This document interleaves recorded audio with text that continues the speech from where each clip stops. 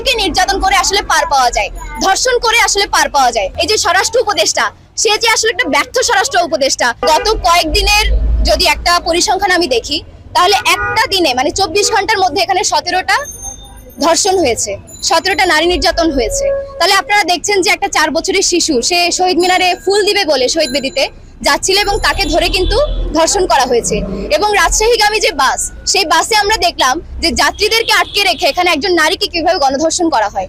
তাহলে এই যে বিষয়গুলো, এগুলো কিন্তু আজকের নতুন ঘটনা না, আমরা গত 15-16 বছর ধরেও কিন্তু এগুলো দেখেছি। আপনারা জানেন যে তনু হত্যার বিচার এখানে হয়নি, নুসরাত হত্যার বিচার এখানে হয়নি, এবং নোয়াখালীর সুবর্ণচরে যে মাকে, 4 সন্তানের মাকে যে গণধর্ষণ করা হয়েছিল সেটার বিচারও কিন্তু আমরা পাইনি। তাহলে এই যে ধীরে ধীরে একটা ঘটনার পর আরেকটা ঘটনা ঘটেই যাচ্ছে এবং এগুলো একটারও কোনো সুষ্ঠু বিচার হচ্ছে না। এবং এই বিচারহীনতার সংস্কৃতি এখানে এই চিন্তাটাই শক্ত করছে যে নারীকে নির্যাতন করে আসলে পার পাওয়া যায়, ধর্ষণ করে আসলে পার পাওয়া যায়, কারণ এটার কোনো শাস্তি হয় না। এবং আমরা দেখছি যে ধর্ষিত হয় তাকেই আমরা প্রশ্ন করছি সে তার পোশাক কি ছিল, অথচ আপনারা জানেন যে নুসরাত কিন্তু পর্দানশীল মেয়ে ছিল এবং তনু কিন্তু হিজাব পরতো। তাহলে এখানে কিন্তু পোশাক বাদ দিন, আপনি বয়সও কোনো ম্যাটার করছে না। যেমন 4 মাসের শিশু এখানে ধর্ষিত হচ্ছে, 6 মাসের শিশু ধর্ষিত হচ্ছে এবং 80 বছরের বৃদ্ধা ধর্ষিত হচ্ছে। তাহলে এটা কেন হচ্ছে?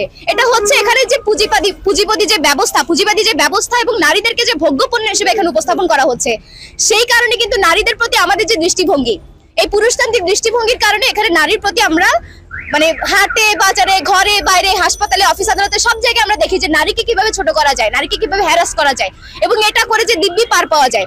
অপরদিকে আপনারা দেখেন যে ধর্ষিত হয়, আমরা প্রশ্ন করি যে আসলে মেয়েটা কি সঠিক পোশাক পরেছিল, মেয়েটার চরিত্রে আসলে কোনো ভুল ছিল না তো, এই প্রশ্ন আমরা করি। কিন্তু পাল্টা দিক থেকে এখানে যারা ধর্ষক হয় তারা কিন্তু সমাজে মুখ ফুলিয়ে চলাফেরা করে, তাদেরকে কিন্তু আমরা সামাজিকভাবে বয়কট করি না।